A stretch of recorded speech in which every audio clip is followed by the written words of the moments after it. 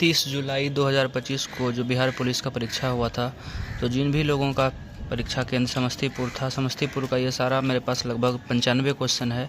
तो जल्दी से आप लोग इससे उत्तर मिलान कर लीजिए और अपना रिजल्ट देख लीजिए कि कौन पास कौन फेल, कितना आपको किसको आ रहा है, वो सब आप लोग लास्ट में कमेंट में लिख दीजिएगा अपना अपना स्कोर। तो बिना किसी देरी के शुरू करते हैं। पहला क्वेश्चन था, सेंसस 2011 के अकॉर्डिंग सबसे ज़्यादा पॉपुलेशन किस राज्य में है, तो यूपी हो जाएगा। फिर पूछा था कि घाघर नदी किसकी सहायक नदी है, तो गंगा की होगी।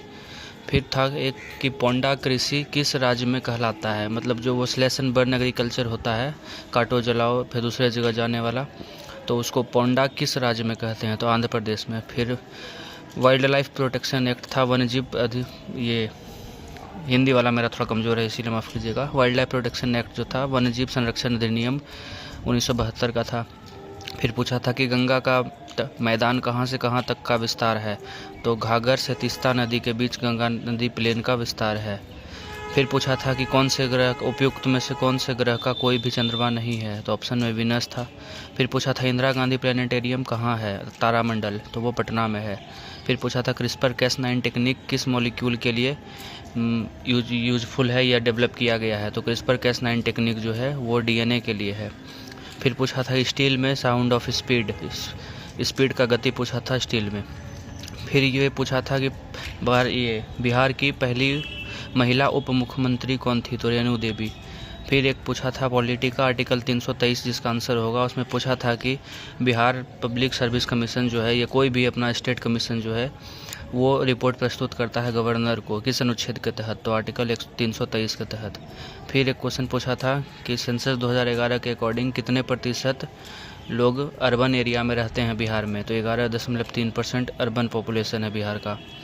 फिर प्रधानमंत्री अंत्योदय अन्न योजना किस महीने या किस वर्ष लागू हुई थी, तो ऑप्शन में सारे में 2000 था लेकिन सब में महीना अलग अलग था, तो 25 दिसंबर को लॉन्च हुआ था, इसलिए 25 दिसंबर इसका सही आंसर हो जाएगा। एक क्वेश्चन और था, प्रधानमंत्री रोजगार योजना कब शुरुआत की गई थी, तो इसका आंसर 1993 होगा।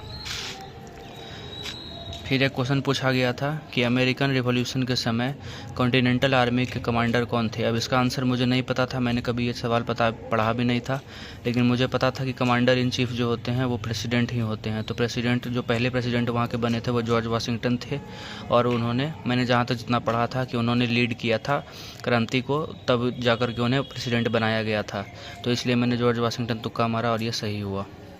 फिर पूछा था सबसे आसान क्वेश्चन कि सासाराम में किसका ये है मकबरा है, तो शेरशाह सूरी का मकबरा था। फिर किलोवाट आवर दिया गया था, पूछा था ये किसकी इकाई है, तो विद्युत एनर्जी की। फिर पूछा था कि केरल में जो नेहरू बोट ट्रॉफी होती है वो कौन सी लेक में आयोजित होती है, तो पुनमदा झील में होती है। फिर एक पूछा था कि हरगोविंद खुराना को जो प्राइज़ मिला था, जिस चीज़ के लिए मिला था वो दिया गया था, पूछा था कि इनमें से कौन सा प्राइज़ मिला था, मतलब जैसे ऑप्शन में थे और ये नोबेल प्राइज़ मिला था या पीस प्राइज़ मिला था या क्या मिला था, तो नोबेल प्राइज़ मिला था। फिर पूछा था कि इनमें उपयुक्त में से किनकी भूख हड़ताल के दौरान जेल में मृत्यु हो गई थी, तो जतिन दास की मृत्यु हो गई थी भारतीय आंदोलन के समय। फिर पूछा था कि बुद्ध ने जो ज्ञान की प्राप्ति की खोज के लिए घर त्याग किया उस चीज़ को क्या कहते हैं, तो महाभीमेश्वरमन कहते हैं, आप लोगों ने पढ़ा होगा। फिर एक क्वेश्चन था कि शिव समुद्रम फॉल्स जो है जो झरना वो किस नदी पर स्थित है, तो कावेरी नदी हो जाएगा। फिर पूछा था कि अशोक का ऐसा कौन सा पिलर है जिसके ऊपर हाथी बना हुआ है, जैसे हम लोग सब ने ज़्यादातर जो पढ़ा होगा कि सारनाथ पिलर है, उसके ऊपर लायन कैपिटल है, मतलब लायन शेर की मूर्ति बनी गई है, तो ऐसा कौन सा पिलर है जिसके ऊपर हाथी बना हुआ था। तो बाकी सारे ऑप्शन मुझे पता थे, एक्चुअली मुझे आंसर भी पता था, इसलिए मैंने इसका आंसर सनकिस्सा पिलर लगाया। फिर धन विधेयक किस अनुच्छेद में है, तो उसका आर्टिकल 109 हो गया। फिर एक था पेनल्टी स्ट्रोक किस स्पोर्ट से जुड़ा हुआ शब्दावली है, तो ये हॉकी हो जाएगा। फिर पूछा था कि ट्रॉपिकल रेन फॉरेस्ट, ये सब ट्रॉपिकल रेन फॉरेस्ट था क्वेश्चन में, हमको ठीक से याद नहीं, ये किस राज्य में पाए जाते हैं, तो 2 ऑप्शन तो ऐसे ही एलिमिनेट करने वाले थे, बाकी बचे थे हिमाचल प्रदेश और असम। तो हिमाचल प्रदेश में भी नहीं होगा क्योंकि वो थोड़े ऊपर एरिया में आ जाता है लैटिट्यूड में, तो असम में। और जैसे भी आप लोग भी जानते हैं कि नॉर्थ ईस्ट हमारे कितने ग्रीन हैं, तो उस वजह से भी असम मारना सही होता। फिर पूछा था इंटरनेशनल एंटी करप्शन डे, तो एंटी करप्शन डे मतलब भ्रष्टाचार विरोधी दिवस कब मनाया जाता है, तो 9 दिसंबर को। पीसी का फुल फॉर्म पूछा था, बहुत ईजी पर्सनल कंप्यूटर। फिर गैल्वेनाइजेशन तो फेवरेट टॉपिक है ही बिहार के इन एग्ज़ाम का, पुलिस दरोगा जो भी हो। तो इसमें ऐसे करके पूछा था कि निम्न में से कौन सा रस्टिंग यानी कि जंग का उदाहरण नहीं है। तो उसमें बाकी सब थे मतलब जंग लगने के, और ये था गैल्वेनाइजेशन तो हम लोग जंग से बचाने के लिए करते हैं, तो ये जंग लगना तो बिल्कुल नहीं हो सकता। तो गैल्वेनाइजेशन इसका सही आंसर हो जाएगा। फिर आरबीआई की स्थापना किस एक्ट के तहत होती है? तो एक्ट था 1934 का, ये आप लोग ध्यान रखिएगा।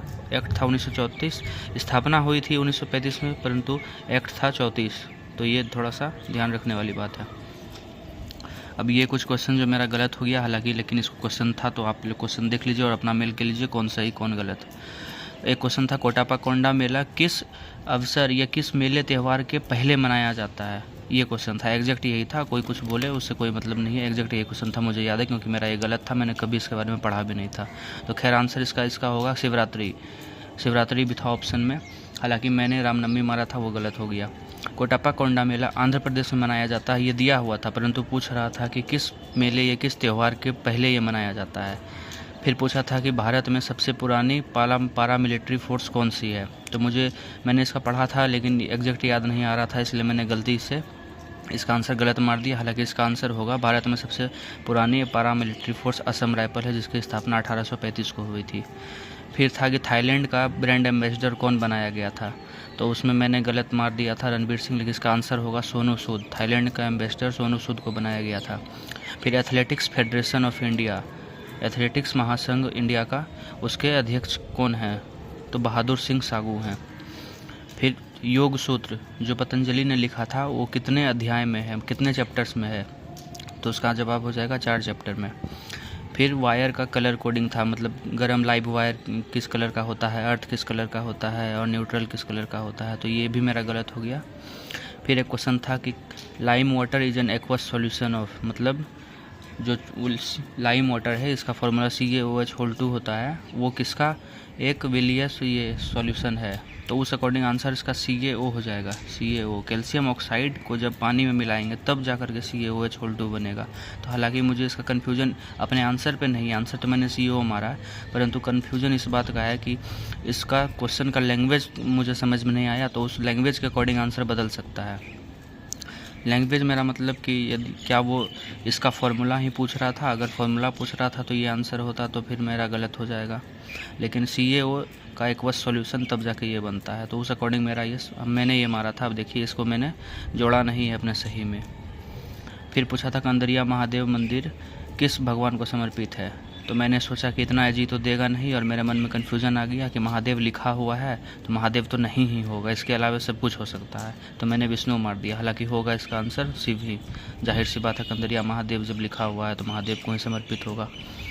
फिर एक था कि रोड मैनेजमेंट कॉन्ट्रैक्ट का कोई कंपनी थी बिहार की, वो कंपनी नहीं एक्ट थी, तो उसका काम क्या था ये पूछा था, तो मतलब स्टेटमेंट वाला क्वेश्चन था, तो मैंने तो इसका मार दिया कि मैनेजमेंट करना, वर्तमान में जो अभी रोड हैं या फिर पहले बनेंगे तो उनका रख रखाव करना। फिर पूछा था कि 4 इंटरनेशनल कवि या पोएट या राइटर के नाम दिए हुए थे, तो उनमें से पूछा था कि इनमें से कौन रूसी नहीं है? तो रूसी जो नहीं है उसका आंसर मैकियावेली होगा, मैकियावेली इटली से थे, मैंने लियो टॉल्स्टॉय मार दिया, ये मेरा गलत हो गया। फिर ईमेल में ये क्वेश्चन रिपीट हुआ है, 23 तारीख को भी ये क्वेश्चन पूछा गया था, मैंने अपने दोस्तों से बात की थी तो उन्होंने मुझे बताया था,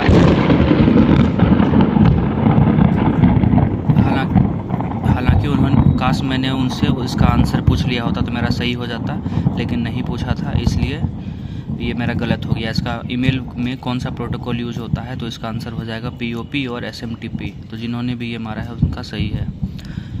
फिर ये प्राचीन ओलंपिक की शुरुआत कब हुई थी? तो 776 BC में, मुझे नहीं पता था, मैंने कभी इतने दिल से ये सब नहीं पढ़ा, इसलिए मेरा गलत हो गया। फिर था एक क्वेश्चन कि इंडियन आर्मी का AI इंक्यूबेशन सेंटर कहाँ उद्घाटन हुआ है? तो ये बंगलोर में हुआ है, जिन्होंने भी बंगलोर मारा है उनका सही है। फिर हिंदी का एक ये सवाल था जिसमें तत्पुरुष समास, बहुब्रीहि समास, इस तरह करके 3-4 समास दिए हुए थे, और मैच द फॉलोइंग के टर्म में था कि जो उनमें से जो गलत है, जो गलत समास का मैचिंग है उसको आपको टिक करना था। तो मुझे हिंदी आता नहीं था, तो इसलिए मैंने इसमें तुक्का ही मारा, क्या मारा था वो भी याद नहीं। एक था वाच से 3-4 वाक्य दिए हुए थे, उसमें से आपको कीर्तिवाच की जिन भी सेंटेंस में कीर्तिवाच नहीं था वो उसकी आपको पहचान करनी थी और टिक मारना था। फिर एक हिंदी का क्वेश्चन था कि जिसमें 2 उपसर्ग से बने हुए नहीं हैं, मतलब कुछ कुछ विचार हमने को वर्ड मिले थे, उसमें पहचानना था कि किन वर्ड में 2 उपसर्ग से मिलकर नहीं बनाया गया है। तो इसका भी मुझे पता नहीं था, तो इसलिए मैंने कुछ भी मार दिया था तुक्का। और यहाँ पे देखें अगे जो एनोनिमस है, मतलब जो राइटर है, उनकी 3-4 ऑप्शन दिया हुआ था और उसमें से पूछा गया था कि इनमें से अगे की रचना कौन है। तो चारों ऑप्शन मुझे जीवन में पहली बार बगुला का टांग मतलब कहिए कि काला अक्षर भैंस बराबर समझ आ रहा था, इसलिए मैंने तुक्का ही मार दिया जो मन सो। फिर एक था कि पॉपुलेशन ग्रोथ कैसे नापते हैं या कैसे कैलकुलेट करते हैं। तो मैंने चारों ऑप्शन को अच्छे से नहीं पढ़ा, लेकिन मतलब पहला जो क्वेश्चन आंसर पढ़ा मैंने ऑप्शन, तो मुझे वही सटीक लगा और मैंने वही मार दिया, birth rate minus death rate. बाकी और में क्या क्या मोर्टेलिटी नेटेलिटी सब था, ये सब मैंने ध्यान भी नहीं दिया, इसीलिए मैंने इसे रॉन्ग के कैटेगरी में ही माना है कि चलिए मेरा मान के चलिए मेरा गलत ही होगा। लेकिन आंसर मेरे according birth rate minus death rate simple वाला होना चाहिए। फिर मेंसुरेशन वाला एक सवाल था, उसमें आपको सिलेंडर का, क्यूब का और इस तरह स्फेयर का नहीं था, क्यूब था, क्यूबाइड था, ये सब का सिलेंडर था। हाँ, मतलब 3-4 आपको इस फिगर थे, उसका सारा डेटा दिया हुआ था, उसका सबका वॉल्यूम निकालना था और उन सभी के वॉल्यूम को इंक्रीजिंग ऑर्डर में मतलब लिखना था, इंक्रीजिंग ऑर्डर में लिख करके जो आंसर आपका मैच करता उसको। फिर पिता पुत्र वाला था एक सवाल कि पिता और पुत्र की वर्तमान आयु का जोड़ 72 है और 4 साल बाद इनका जोड़ नहीं, 4 साल बाद पिता का उम्र बेटे की उम्र का 3 गुना हो जाएगा, तो बेटा का उम्र क्या होगा। मतलब ये तो मैंने पढ़ने से भी समझ में आ रहा है कि क्या होगा, मतलब 4 साल बाद वाला एज पूछ रहा है, तो इस अकॉर्डिंग इसका आंसर 20 हो जाएगा। लेकिन मुझे पता नहीं कि अब एग्जैक्ट यही होगा, मतलब वही, क्योंकि हिंदी और इंग्लिश मैंने इसका दोनों वर्जन पढ़ा था, तो मुझे इंग्लिश में कुछ अलग समझ में आया कि वो वर्तमान का पूछना चाह रहा है, लेकिन हिंदी वाला पढ़ा तो मुझे समझ में आया कि फ्यूचर का पूछना चाह रहा है, 4 साल बाद वाला। तो मैंने 20 साल मारा है, ज़्यादातर लोगों ने 20 साल मारा है, तो अगर सही हो गया तो अच्छी बात है और नंबर बढ़ेंगे, नहीं तो मैंने इसे गलत के कैटेगरी में ही माना है। फिर एक ये आपको ऑप्शन देख के क्वेश्चन याद आ गया होगा कि यहाँ कुछ ऐसा वैसा आड़ा टेढ़ा पूछा था। तो मैथ तो मुझे समझ में आती नहीं है, लेकिन मैंने जो वीडियो देखा था किसी का, तो उसने बताया कि 56√10/9 इसका आंसर था। फिर पूछा था कि टूथपेस्ट में कैविटी से बचाव करने के लिए कौन सा केमिकल या क्या पदार्थ मिलाया जाता है। तो फ्लोराइड मिलाया जाता है टूथपेस्ट में, ताकि कैविटीज़ नहीं हो दांत में। हालांकि ज़्यादा देने से, ये अलग मैं आपको बता रहा हूँ कि ज़्यादा फ्लोराइड की मात्रा होने से भी कैविटीज़ हो जाती है। और फिर पूछा था कि आरबीआई का डिप्टी गवर्नर अभी कौन बनी है हाल फिलहाल में, मतलब ये करंट का था, तो पूनम गुप्ता, आप लोगों ने भी पढ़ा होगा। फिर पूछा था एमटी वासुदेवन नायर जो है केरला के हैं ये, तो उन्हें किस क्षेत्र के लिए पुरस्कार मिला था, या वो किस क्षेत्र से संबंधित है। तो उनका संबंध साहित्य से है, लिटरेचर से। फिर पूछा था कि साउथ कोरिया, ये पूछा था कि 23 मार्च 2025 तक साउथ कोरिया के प्रेसिडेंट कौन थे जिनको इम्पीचमेंट के द्वारा हटा रहा है या हटाने की तैयारी है, या इम्पीचमेंट उन पर लग चुका है, महाभियोग। तो इसका आंसर हो जाएगा साउथ कोरिया वाले प्रेसिडेंट का यून सुक योल। फिर पूछा था जनजातीय गौरव दिवस कब मनाया जाता है, ये तो ईजी ही था मेरे ख्याल से, तो 15 नवंबर सभी लोग जानते हैं। फिर ये हमारा सबसे बच्चा वाला सवाल, लिस्ट डिस्टिंक्ट विजन 25 सेंटीमीटर आँखों वाला, तो ठीक है। फिर पूछा था कि 4 ये राइटर के नाम दिए हुए थे और उसमें से पूछा था कि किसने ये कहा था कि आर्यंस ये आर्कटिक की तरफ से आए हैं, मतलब जो नॉर्थ पोल है, साउथ पोल है हमारे, उस तरफ से आए हैं। तो इसका आंसर होगा बाल गंगाधर तिलक, क्योंकि बाल गंगाधर तिलक ने एक बुक लिखी थी Arctic home of the Vedas, तो उसमें उन्होंने ये जिक्र किया था कि आर्यंस जो आए थे वो आर्कटिक की ओर क्षेत्र से आए थे, ठंडी क्षेत्र की। जबकि जो लोग मैक्स मुलर कह रहे हैं, तो मैक्स मुलर ने कहा था कि आर्यन सेंट्रल एशिया से आए थे, तो मैक्स मुलर इसका आंसर नहीं होगा। जिन्होंने भी बाल गंगाधर तिलक मारा है वो इसका आंसर सही मान के चलें।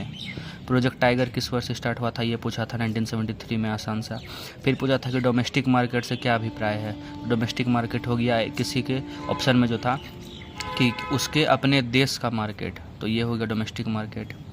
फिर इंग्लिश का एक प्रीपोजिशन वाला था फिल इन द ब्लैंक्स कि my sister dash speak, 2 language दिए थे, मान के चलिए English Hindi. My sister dash speak English and Hindi, तो कैन स्पीक होगा, कैन हो जाएगा यहाँ पे आंसर। फिर एक कंपाउंड इंटरेस्ट का था सिंपल सवाल, मतलब स्टेटमेंट के फॉर्म में दिया हुआ था कि दो वर्षों के लिए चक्रवृद्धि ब्याज 220 रुपये है 1000 के प्रिंसिपल पर। तो उसमें फिर ये जो था 4 स्टेटमेंट थे कि पहले वर्ष के लिए इंटरेस्ट 100 है, दूसरे वर्ष के लिए 110 है और रेट होगा 5%। ये सारे ऑप्शन में मतलब दिए हुए थे, तो आपको पता करना था कि क्या सही स्टेटमेंट है क्या गलत स्टेटमेंट है। तो 5% तो बिल्कुल नहीं होगा, आप जब कैलकुलेट कीजिएगा तो आपको पता चल जाएगा कि 5% नहीं होगा, 10% होगा, तो वो आपका गलत हो जाता। और 10% होता तो पहले साल के लिए आपको इंटरेस्ट 100 और दूसरे साल के लिए 110 रुपये, जो कि टोटल मिलकर 220 रुपये 2 साल के हो जाते हैं। तो उस अकॉर्डिंग सारा डेटा आपको मिल गया है और जो भी ऑप्शन था फिट वो आप मारे होंगे तो सही होगा। फिर स्पीकर को लेके एक क्वेश्चन था पॉलिटी का, कि स्पीकर के बारे में 3-4 स्टेटमेंट दिया हुआ था और उसमें से आपको असत्य कथन का पहचान करना था। तो असत्य इसमें ये वाला हो जाता कि स्पीकर को सिर्फ प्रेसिडेंट हटा सकता है। ये एक स्टेटमेंट में था कि स्पीकर को सिर्फ प्रेसिडेंट हटा सकता है, जो कि सरासर गलत है। तो वो आंसर आपको टिक करना था। फिर एटॉमिक नंबर केमिस्ट्री का एगो सिंपल सवाल था, उसमें दिया गया था कि एक परमाणु है जिसमें से इलेक्ट्रॉन की संख्या कैसे कैसे तो था डायरेक्ट जोड़ के 2, 8, 7 है, हाँ इस तरह से था, मतलब जोड़ करके 17 आ रहा था इलेक्ट्रॉन का। तो electron is equal to number of proton, proton की ही संख्या को एटॉमिक नंबर कहते हैं। तो 2, 8, 10, 7, 17, एटॉमिक नंबर 17, मतलब ये सिंपल ही था। फिर पूछा था कि द ग्रेट कंसिलिएटर किसकी बुक है, ये किसकी रचना है। तो अभी ये करंट का सवाल था। संजीव चोपड़ा ने लिखी है एक किताब जिसका नाम है द ग्रेट कंसिलिएटर। ये लाल बहादुर शास्त्री के बारे में लिखी है, इसलिए ये इंपॉर्टेंट हो गया है, इसलिए इसको पूछा गया। फिर एक था प्रीपोजिशन वाला, फिल इन द ब्लैंक्स था इंग्लिश का, जिसका आंसर फॉर होगा। क्वेश्चन ये था कि एवरी क्या बोलते हैं उसको, एग्जैक्ट तो मुझे याद नहीं, कि मतलब जो भी रूल्स रेगुलेशन फॉलो करने चाहिए थे आपने उसे छोड़ दिया, जिस वजह से प्लेग फैल गया। मेन जो क्वेश्चन में था कि प्लेग फैल गया, तो इसका आंसर फॉर होगा। जिन्होंने भी फॉर मारा था आप समझ जाइए कि क्या क्वेश्चन था, फॉर मारे हैं तो सही है। फिर प्रॉफिट लॉस से जो क्वेश्चन था सिंपल ही क्वेश्चन था कि 18 वस्तु के क्रय मूल्य या फिर तो 21 वस्तु के क्रय मूल्य का दाम बराबर है 18 के सेलिंग प्राइस के। हाँ, 21 का क्रय मूल्य है बराबर 18 के एसपी के। तो लाभ प्रतिशत क्या हुआ, तो 3 का दिख रहा है आपको, 3 कितना पे 18 पे, तो वैसे कैलकुलेट करेंगे तो 16/2/3% आंसर हो जाएगा इसका। आप लोग भी निकाल लिए होंगे आराम से ही। फिर देखिए ये टेंस वाला एक सवाल था, she has just gone out. She has just gone out ये कौन सा टेंस है, सिंपल इंग्लिश का पूछा हुआ था, हालांकि मेरा इसमें गलत हो गया फिर भी। तो इसका आंसर प्रेजेंट परफेक्ट टेंस हो जाएगा। सी हैज़ जस्ट गॉन आउट, उसमें ऑप्शन सिंपल पास्ट था तो मैंने भड़ाक से सिंपल पास्ट मार दिया। फिर एक था स्टेटमेंट वाला क्वेश्चन, असर्शन और रीज़न का, मतलब कथन और वो कारण का।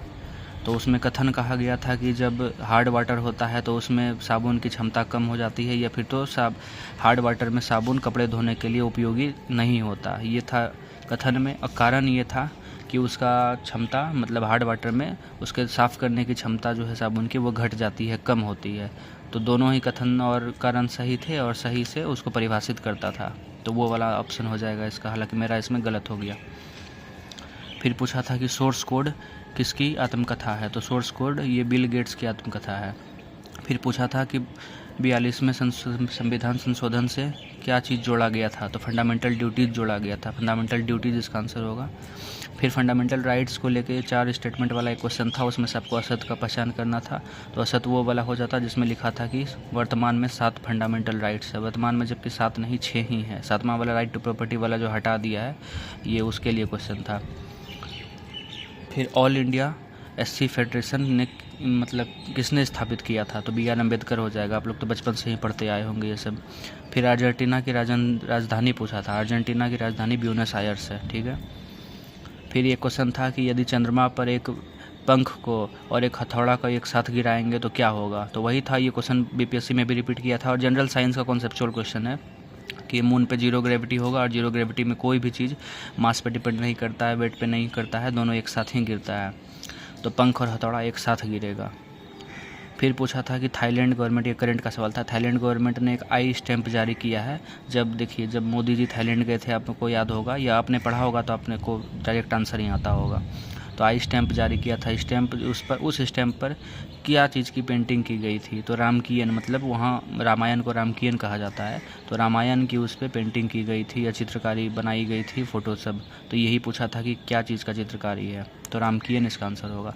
फिर स्त्रीलिंग पुल्लिंग पहचानने के लिए दिया था उसमें पुल्लिंग पहचानने, मतलब ऐसे दिया था कि इनमें से कौन स्त्रीलिंग नहीं है, तो स्त्रीलिंग नहीं मतलब पुल्लिंग, तो पुल्लिंग का खोज करना था, तो हीरा पुल्लिंग था, उसमें हीरा आंसर हो जाएगा। फिर पूछा था कि जम्मू कश्मीर में हैंडीक्राफ्ट मतलब हस्तशिल्प जो है उसका प्रयोग किस लकड़ी का ज़्यादातर प्रयोग किया जाता है हस्तशिल्प में। तो चिनार ट्री, मुझे इसका एग्जैक्ट आंसर नहीं पता था, मैंने तुक्का ही मारा, ये सोच कर तुक्का मारा कि चिनार ट्री मैं जानता हूँ कि जम्मू कश्मीर में उगती है और बड़ा फेमस है, वहाँ का राजकीय ये वृक्ष भी है, इसलिए मैंने चिनार ट्री मारा जो कि सही होगा, जो कि मैंने आंसर मैच किया गूगल से तो सही बता रहा है। फिर बायोलॉजी का एक क्वेश्चन था कि इनमें से 4 गो ऑप्शन जो दिया हुआ था उनमें से पूछ रहा था कि किसमें न्यूक्लियस नहीं होता है और सेल ऑर्गेनेलिज नहीं होते हैं। तो न्यूक्लियस नहीं होता है मतलब कि वो प्रोकैरियोट्स होगा, ये मैंने थोड़ा सा एग्जाम से पहले थोड़ा बहुत पढ़ लिया था। तो बैक्टीरिया में इस क्लास में बैक्टीरिया आते हैं, तो इसमें ऑप्शन में था साइनोबैक्टीरिया और माइकोप्लाज्मा। माइकोप्लाज्मा भी बैक्टीरिया है, सबसे छोटा सेल होता है, ये भी आपने पढ़ा होगा। तो इसका आंसर ऑप्शन सी में था 3 और 4। 3 और 4 में ये ऑप्शन था 3 और 4 में। तो इसका आंसर जिन्होंने भी, जहाँ तक याद कीजिए आप लोग कि सी यदि मारा होगा साइनोबैक्टीरिया एंड माइकोप्लाज्मा तो उनका सही हो जाएगा। ऑप्शन ए में हालांकि मुझे याद है फंगी था, ऑप्शन बी में प्रोटिस्टा था, तो वो लोग नहीं होगा, सी और डी खाली हो जाएगा। फिर पूछा था कि जीवित सेल की खोज किसने की थी, तो ल्यूवेनहॉक हो जाएगा इसका आंसर। जीवित सेल का बात कर रहा था, पहला तो मृत सेल का तो रॉबर्ट हुक, ये तो सभी ने जानता है, लेकिन यहाँ पर ध्यान देने वाली बात यही थी कि पहला जीवित सेल का खोज का बात कर रहा था। फिर एक क्वेश्चन था कि इनमें से किसमें बाइनरी फिजन नहीं होता है, मतलब आप लोग जानते हैं रिप्रोडक्शन वाला जो ऑर्गेनिजम्स में चैप्टर है उसमें बाइनरी फिजन एक प्रक्रिया है, तो इनमें से कौन सा प्राणी बाइनरी फिजन के तहत रिप्रोडक्शन नहीं करता है पूछा था। तो हाइड्रा उसमें जो ऑप्शन था वो बाइनरी फिजन के तहत नहीं करता है, वो बडिंग के तहत करता है। फिर हरिवंश राय बच्चन की आत्मकथा के कितने खंड हैं ये पूछा था। तो ये सब सवाल तो कालाक्षर भैंस बराबर ही लगता है सभी को, सभी के लिए, मतलब मेरा मानिए तो 16 लाख या 17 लाख जितने भी अभ्यर्थी हैं उनके लिए भी कालाक्षर भैंस बराबर ही था। और कितना को तो ये भी नहीं पता होगा हरिवंश राय बच्चन कौन है, तो फिर तो बात ही छोड़ दीजिए। तो खैर इसका तुक्का मैंने 4 मारा और 4 ही था। मैंने ये सोचकर तुक्का मारा कि चलिए 4 आश्रम जो होते हैं, वनप्रस्थ, गृहस्थ और सन्यासी वाले, ये सब, तो चलिए मैंने यही सोच के मारा कि चलो इतने बड़े राइटर थे 4 खंड में परिभाषित किए होंगे, मतलब जो भी सोचा मैंने 4 मारा, ऑप्शन 4 सही था। फिर पूछा था कि इनमें से कौन सा प्रथम प्रेरणार्थक क्रिया है, तो हिंदी तो मुझे नहीं आता था, मैंने पढ़ा भी नहीं था, लेकिन मैंने तुक्का मारा चलाना, तो चलाना प्रथम प्रेरणार्थक क्रिया है, ये सही हो गया मेरा। फिर एक कंजंक्शन वाला फिल इन द ब्लैंक्स था कि be just and fear not, and मतलब फिल इन द ब्लैंक्स में आना था, तो be just dash fear not, तो इसका आंसर हो जाएगा एंड फियर नॉट, तो जिनका भी एंड था उनका सही है। फिर एक था पक्षी और वृक्ष का पर्यायवाची, तो ये सिंपल ही था, पक्षी मतलब परिंदा, मैंने जैसे परिंदा मारा, ये मतलब वो वाला आंसर इसका सही होगा। फिर देखिए एक महादेवी वर्मा, ये तो जब मैंने गूगल पे कर लिया तब आपके सामने अभी डिज़ाइन दे रहा हूँ। महादेवी वर्मा का पंक्ति था कविता का, क्षितिज भ्रिकुटी पर जैसे जैसे था अविरल, मतलब आप लोग भी सर्च मारिएगा तो मिल जाएगा। तो उसमें पूछा था क्षितिज भ्रिकुटी को हाईलाइट करके कि क्षितिज भ्रिकुटी का मतलब अर्थात क्या है यहाँ पर। तो क्षितिज का तो हम जान रहे हैं कि जहाँ से हॉराइजन कहते हैं इंग्लिश में, जहाँ से जैसे कन्याकुमारी हो गया एक तरह से, कि जहाँ से प्रतीत होता है सूरज उगता या डूबता जो भी, और भ्रिकुटी, तो खैर मेन इसका भ्रिकुटी का उसमें हिंट में नहीं मतलब आंसर में ही दिया हुआ था भौएँ, तो भ्रिकुटी मतलब भौएँ होते ही हैं, तो इसलिए मैंने इसका आंसर भौएँ मार दिया था और ये सही होगा। फिर प्रोबेबिलिटी का एक क्वेश्चन था, इसका आंसर 2/9 होगा, 2/9 ही होगा। मैं क्वेश्चन भी बता सकता हूँ आपको, लेकिन बहुत लोगों का मैंने जितना वीडियो देखा उन्होंने 4/9, मतलब किसी को क्वेश्चन ही नहीं याद है तो आंसर तो जाहिर सी बात है कि गलत करेगा ही करेगा। तो उसमें 2/9 जिन्होंने भी मारा है, बस आप ये मान के चलिए मैं बोल रहा हूँ 2/9 जिन्होंने भी मारा है उनका सही है, बस बात ख़त्म। फिर फिजिक्स का सिंपल था, एक उसमें 3 चीज़ दिए गए थे, तीनों का ये एसआई यूनिट दिया हुआ था, उसको आपको मैच द फॉलोइंग करना था। तो उसमें एक्सेलरेशन था, मोमेंटम था और फोर्स था, तो उसका वो जो भी यूनिट था आपको केजी, मीटर पर सेकंड स्क्वायर, मीटर पर सेकंड, ये वाला ऐसे करके मैच द फॉलोइंग करना था। फिर एक क्वेश्चन था कि किसी एक सॉल्यूशन का पीएच 2 है और उसमें यदि एक्सेस कॉस्टिक सोडा मिला देते हैं तो फिर नया पीएच सॉल्यूशन का क्या हो जाएगा। तो देखिए pH 2 है यानी कि एसिडिक था, लेकिन उसमें एक्सेस मिला दिया कॉस्टिक सोडा। अब कॉस्टिक सोडा जिनको नहीं पता है क्या होता है तो फिर तो उनको तुक्का ही मारना पड़ा होगा, या जिनको कॉन्सेप्ट नहीं था तो उन्होंने तुक्का मारा होगा। तो एक्सेस कॉस्टिक सोडा मिला दिया जो कि बेस है और एक्सेस में मिला दिया, तो कि जाहिर सी बात है कि अब नया जो सॉल्यूशन है उसका पीएच बेसिक हो जाएगा। तो बेसिक कब होगा, जब पीएच 7 से ज़्यादा होगा। तो 7 से ज़्यादा एक ही ऑप्शन में था 8, तो जो कि सही भी है, मैंने क्रॉस चेक किया और ऐसे भी मुझे पता है कि 8 सही होगा, तो जिन्होंने भी 8 मारा है उनका सही है। फिर ये आरबीआई के डिप्टी गवर्नर, अच्छा ये सवाल मैंने ख्याल से रिपीट हो गया है, हाँ देखिए यहाँ पे ये रिपीट हो गया है, तो चलिए कोई बात नहीं, इसको काट लीजिए। आरबीआई के डिप्टी गवर्नर पूछा था। फिर हिंदी मुहावरा मैच द फॉलोइंग करना था। अंधे की लकड़ी होना, एकमात्र सहारा, ईद का चांद होना, कभी कभी दिखना, मतलब अत्यंत प्रसन्न हो जाना, घी के दिए जलाना, ये सब मैच द फॉलोइंग सिंपल वाला था, तो ये सही कर लिया होगा आप लोगों ने। फिर एक स्टेटमेंट वाला क्वेश्चन था कार्डियक मसल के बारे में, मतलब हृदय का जो मांसपेशी होता है उसके बारे में असत्य कथन को, मतलब 1 and 2 3 and 4 इस तरह का स्टेटमेंट वाला मैच करके जो सही थे उसके अकॉर्डिंग आंसर सेलेक्ट करना था। तो इसमें कार्डियक मसल जैसा कि हम लोग जानते हैं कि ये इनवॉलेंट्री मसल होते हैं, हमारे कंट्रोल में नहीं है। दिल के मसल्स का धड़कना या रुकना हमारे कंट्रोल में नहीं है। तो एक ही क्वेश्चन में वैसा ऑप्शन था, मतलब असत्य था उसमें लिखा हुआ कि कार्डियक मसल आर वॉलेंट्री, मतलब हमारे कंट्रोल में है, हम कंट्रोल कर सकते हैं, जो कि सरासर गलत था। तो उसके अलावा मतलब ऑप्शन एलिमिनेट कर लेते और डायरेक्टली, मतलब सिंपल, बहुत सिंपल था, बस वही वो चेक करना चाहता था कि जिसको ये पता होगा कि कार्डियक मसल वॉलेंट्री है या इनवॉलेंट्री, वो ऑप्शन एलिमिनेट करके डायरेक्ट आंसर निकाल लेता, एक लाइन का आंसर था। फिर ये पूछा था कि ओम बिरला ने अभी हाल ही में ये स्पीकर के रूप में शपथ ली है, वो किस लोकसभा, मतलब नंबर पूछ रहा था कि कौन से लोकसभा का चुनाव हुआ था, तो 18वीं क्रम का लोकसभा था अभी जो 2024 में हुआ था। फिर पूछा था कि कृषि क्षेत्र, ये डिस्गाइज्ड एम्प्लॉयमेंट यानी कि छिपी हुई बेरोजगारी हमें किस क्षेत्र में दिखने को मिलती है, तो इसका आंसर हो जाएगा एग्रीकल्चर सेक्टर। ये बहुत बार रिपीट किया हुआ है और जनरल इकोनॉमी का क्वेश्चन है, मतलब दरोगा और बिहार पुलिस के लेवल के लिए इतना ही इकोनॉमी पूछा जाता है। तो यही पूछा गया था कि छिपी हुई बेरोजगारी मतलब किस में देखने को मिलती है, तो एग्रीकल्चर सेक्टर पे।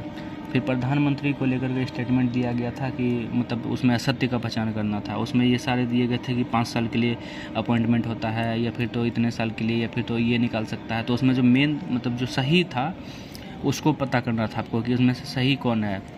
तो सही सबसे एक स्टेटमेंट था कि वो जब तक प्रधानमंत्री अपने काउंसिल ऑफ मिनिस्टर का विश्वास मत प्राप्त किए रहते हैं सदन में, तब तक उनकी सरकार रहती है। तो ये सबसे सटीक और सबसे सही होगा, तो इसका आंसर वही होगा। ऑप्शन बी में वो ऑप्शन आंसर था, तो ऑप्शन बी जिन्होंने भी मारा होगा उनका सही था।